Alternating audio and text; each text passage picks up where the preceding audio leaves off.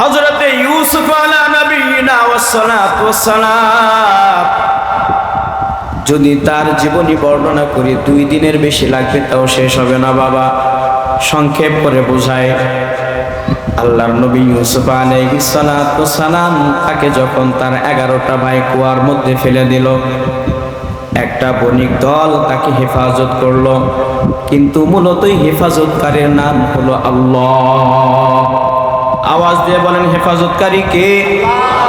ওয়াল্লাহু খায়রুন হাফিজা, ওয়াল্লাহু খায়রুন হাফিজা। আল্লাহ তাআলা বলেন, পৃথিবীর হায়াতে তুমি যদি কোনো বিপদে পড়ে যাও, মানুষের কাছে আগে ধরো না, কেননা আল্লাহ তাআলা বলেন ওয়াল্লাহু খায়রুন হাফিজা। আল্লাহ তাআলা হইলেন উত্তম তোমার হেফাজতকারী। কথা বলেন ঠিক কি না? আল্লাহ তাআলা বণিক দলের মাধ্যমে ইউসুফ আলাইহিস সালামকে হেফাজত করলেন। সংক্ষেপ করেও যদি বুঝাইতে চায়, আজিজে মিসর তার বিবি যখন একটা হাট থেকে ইউসুফ আলাইহিস সালামকে গোলাম হিসাবে ক্রয় করে নিয়ে গেলেন, আজিজে মিসর তার বিবিকে ডাকতে বললেন, বিবি তুমি যে সন্তানটা বাড়িতে আনছো, আমার মনে হয় এই সন্তানটা আমাদের বড় কাজে লাগবে। বলেন সুবহানাল্লাহ। এই সন্তানটা গোলাম। আল্লাহর নবী ইউসুফ আলাইহিস সালাতু ওয়াস সালাম আজিজে মিসরের বাড়িতে মানুষ হতে লাগলেন। একদিন যায়, 2 দিন যায়, মাস পার হয়, বছর পার হয়। ইউসুফ আলাইহিস সালামের বয়স যত বাড়ে, চেহারা তত সুন্দর হয়। যখন যুবক বয়স উপনীত হয়ে গেল, আজিজে মিসরের স্ত্রী তিনিও অনেক সুন্দরী ছিলেন। ইউসুফ আলাইহিস সালামের চেহারা দেখে সে নিজেকে ঠিক রাখতে পারে নাই। এক প্রকার তার প্রেমে পড়ে গেছে, ভালোবাসায় পড়ে গেছে।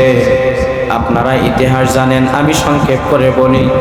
আল্লাহর নবী ইউসুফ আলাইহিস সালামের সঙ্গে সে দুরাচার করার জন্য, গুনাহের কাজ করার জন্য এমন একটা ঘরের জায়গা করলেন, এমন একটা জায়গা বানাইলেন, যেই জায়গা পর্যন্ত পৌঁছাইতে 1টা 2টা নয়, 7টা দরজা ভেদ করা লাগে।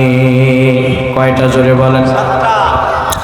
শুধু এই গুনার কাজটা করার জন্য। আজিজে মিসরের স্ত্রী তিনিও জানতেন ইউসুফ এত যত্নবান ছেলে, এত ভালো মানুষ, তার আদর্শ এত সুন্দর, আমি যদি তাকে প্রস্তাব দিই কখনোই মানবে না, কখনোই মানবে না। যার কারণে সে পূর্ব প্রস্তুতিমূলক এমন একটা ঘরের মধ্যে ঢুকাইছে, যেই ঘর পর্যন্ত যাইতে 7টা দরজা ভেদ করা লাগবে। শুধু তাই না, 7টা ঘরের দরজায় 7টা তালা লাগাইছে। কয়টা? জোরে বলেন। এখন দেখেন, একজনের ইচ্ছা হলো গুনাহ করবে, আর একজন আল্লাহর নবী ইউসুফ আলাইহিস সালাম তিনি গুনাহ করবেন না। তার মানে 2 জন 2 বিপরীতে 2 দিকে রয়েছেন। আল্লাহর নবী ইউসুফ আলাইহিস সালামকে কৌশলে ঘরের মধ্যে নিয়ে গেলেন। যতটা ঘর পার হয়ে ভিতরে যায়, তালা মারতে মারতে সর্বশেষ ইউসুফ আলা নবিয়িনা ওয়াস সালাতু ওয়াস সালাম আল্লাহ তাআলার কাছে দোয়া করলেন, মানি এই পরিবেশ আর পরিস্থিতি থেকে বাঁচানোর মতো আপনি আল্লাহ ছাড়া আর কেউ নাই। কথা বলেন ঠিক কিনা? কোন বান্দা, কোন বান্দি যদি গুনাহ মুক্ত জীবন গড়তে চায়, সামনে গুনাহ আসবে কিন্তু গুনাহ তারে ছুঁইতে পারে না। মালিক আল্লাহ তাআলা এইটারও উদাহরণ ইউসুফ আলাইহিস সালামের মধ্যে দান করেছেন। ইউসুফ আলাইহিস সালামকে বারবার লোভ দেখানো হয়, চেহারা দেখানো হয়। একটা মানুষকে গুনাহে উদ্বুদ্ধ করতে যা কিছু করার তাই করলো। ইউসুফ আলাইহিস সালাম আল্লাহর কাছে দোয়া করে আর কোনো কথা নয়, দরজার দিকে দৌড় মেরেছে। জোরে বলেন সুবহানাল্লাহ। জুলাইখা জানে ইউসুফ যতই দৌড়াক, দরজা পর্যন্তই তার সীমানা, আর যাইতে পারবে না, যাইতে পারবে না।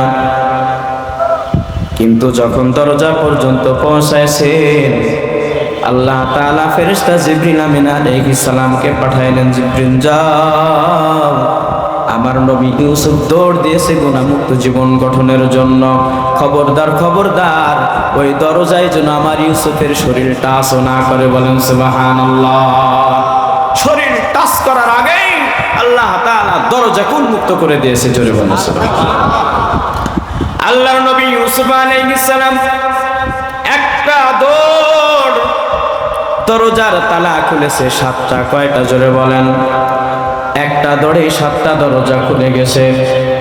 যখন পার হয়ে চলেই গেল, ইউসুফ আলাইহিস সালামের পিছন দিক থেকে জামাটা চেপে ধরা হলো, জামাটা ছিঁড়ে গেল। আমি ঘটনা এই দিকে যাওয়ার জন্য বলতেছি না, আলোচনার মূল অংশ হলো আল্লাহ তাআলা নবী রাসূলকে পৃথিবীর হায়াতে পাঠিয়েছেন।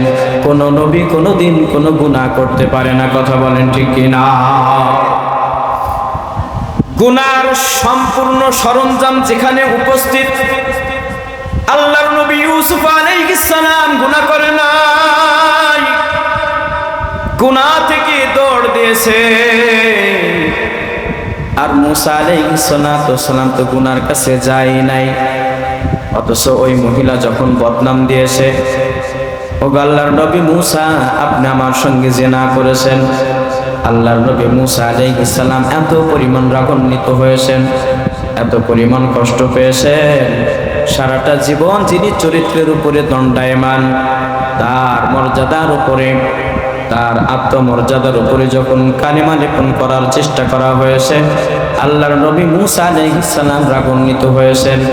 আল্লাহর নবী সাল্লাল্লাহু আলাইহি ওয়াসাল্লাম বর্ণনা করেন, সেই দিন মুসা আলাইহিস সালাম এত পরিমাণ রাগান্বিত হয়েছে, কারণ যখন মাজা পর্যন্ত ডুবে গেল মাটির ভিতরে, আল্লাহর নবী ডাক দিয়ে বলেন, হে আমার উম্মতের দল, কারণ যদি মুসার কাছে প্রার্থনা না করে ওই সময় আল্লাহর কাছে প্রার্থনা করত, আল্লাহ, আমি যেই গুনাহ করে ফেলেছি, মুসা আলাইহিস সালামকে আমি যে বদনাম দিতে চেয়েছি, আমি বড় অপরাধ করেছি, আল্লাহ আপনি আমারে মাফ করে দেন। আল্লাহ রাসূল সাল্লাল্লাহু আলাইহি ওয়াসাল্লাম বর্ণনা করেন, সেই দিন কারণ শুধুমাত্র মুসার কাছে প্রার্থনা করেছিল, আর মুসা আলাইহিস সালাম তিনি ওই কারুনের প্রতি এত পরিমাণ ক্ষিপ্ত হয়ে গেলেন, তিনি কখনোই ওই কারুনের কথা শ্রবণ করে নাই। সর্বশেষ কারুন সহ তার সমুদয় সম্পদ জমিনের নিচে এখনো পর্যন্ত নামতেছে। কথা বলেন ঠিক কি ঠিক? আল্লাহ তাআলা বলেন, ওয়া আন্নাস সাআতা আতিয়াতুন লা রাইবা ফিহা। এ দুনিয়ার হায়াতওয়ালা বান্দা বান্দি, একটা কথা মাথায় রাখো, তুমি যদি সম্পদশালীও হয়ে যাও, ক্ষমতাসীন হয়েও যাও, দুনিয়ার সমস্ত কিছু যদি তোমার এক হাতে চলে আসে, তারপরেও এই কথাটা মাথায় রাখবা, অবশ্যই অবশ্যই একদিন আল্লাহ তাআলা কিয়ামত সংগঠিত করবে। ঘটনা তো বাবা এখানেই শেষ না, মানুষের জীবনের রীতি কবরস্থান পর্যন্ত নয়। আল্লাহ তাআলা বলেন, ওয়া আন্নাস সাআতা আতিয়াতুন লা রাইবা ফিহা ওয়া আন্নাল্লাহা ইয়াবআসু মান ফিল কুবুর। মজার খেলা তো এখানেই শুরু। আল্লাহ তাআলা বলেন, ওয়া আন্নাল্লাহা ইয়াবআসু মান ফিল কুবুর। ও বান্দা বান্দি, দুনিয়ার হায়াত আমি তোমারে দান করলাম। কেউ 60 বছরের জিন্দেগি পেয়ে গেল, কেউ 70 বছরের জিন্দেগি পেয়ে গেল, কেউ 100 বছরের জিন্দেগি পেয়ে গেল, অথচ একটা জিনিস মাথায় নাই, দুনিয়ার হায়াত শেষ হবে, কবরস্থ হওয়া লাগবে, কবর পর্যন্তই শেষ না। আল্লাহ তাআলা বলেন, ওয়া আন্নাল্লাহা, নিশ্চয় নিশ্চয় আল্লাহ তাআলা ইয়াবআসু, পুনরুত্থান করবেন, পুনরায় জীবন দান করবেন, পুনরায় সে পুনর্জীবিত হবে, মান ফিল কুবুর, ওই কবর থেকে আল্লাহ তাআলা আবার তাকে উঠাবে। কবর থেকে কি করবে? কথা বলেন। কবর থেকে আবার আমাকে আপনাকে উঠানো হবে। আমার থেকে 100 বছর আগেও যিনি মারা গেছেন তাকেও উঠা লাগবে, আজ থেকে 1400 বছর আগে যিনি মারা গেছেন তারেও উঠা লাগবে, আমার শত শত বছর পরে যিনি মারা যাবেন তাকেও কবর থেকে উঠা লাগবে। এই যে কবর থেকে উঠা লাগবে, কিয়ামত একদিন হবে, সামনে জান্নাত রয়েছে, জাহান্নাম রয়েছে। এই কথাটা যতক্ষণ পর্যন্ত আমাদের দিলের ভিতরে না আসবে, ততক্ষণ পর্যন্ত দুনিয়ার মায়া আমাদের অন্তর থেকে যাবে না। কথা বলেন ঠিক কিনা? সম্মানিত হাজিরিন, আমার আপনার নবী জনাবে মুহাম্মাদুর রাসূলুল্লাহ সাল্লাল্লাহু আলাইহি ওয়াসাল্লাম পৃথিবীতে আসার পরে সর্বপ্রথম মানুষের উপরে যে মেহনতটা করেছেন, সেই মেহনতের নাম হলো কালিমার মেহনত। কিসের মেহনত? জোরে বলেন। একমাত্র তিনি বলেছেন লা ইলাহা ইল্লাল্লাহ ফাদাখালাল জান্নাহ। হে আমার উম্মতের দল, তোমরা কালিমা গ্রহণ করো, কালিমা পড়ো, তোমরা তোমাদের মুখে উচ্চারণ করো লা ইলাহা ইল্লাল্লাহ, আল্লাহ ব্যতীত কোনো মাবুদ নাই, আল্লাহ ব্যতীত কোনো মাবুদ নাই, ওয়া আন্না মুহাম্মাদুর রাসূলুল্লাহ, আর মুহাম্মদ তিনি হলেন আল্লাহর রাসূল। এই কথাটা যদি মেনে নাও, ফাদাখালাল জান্নাহ, তাইলে আল্লাহ তাআলা তোমার জন্য রাখছে অফুরন্ত নিয়ামতের জায়গা, সেইটার নাম হলো জান্নাত।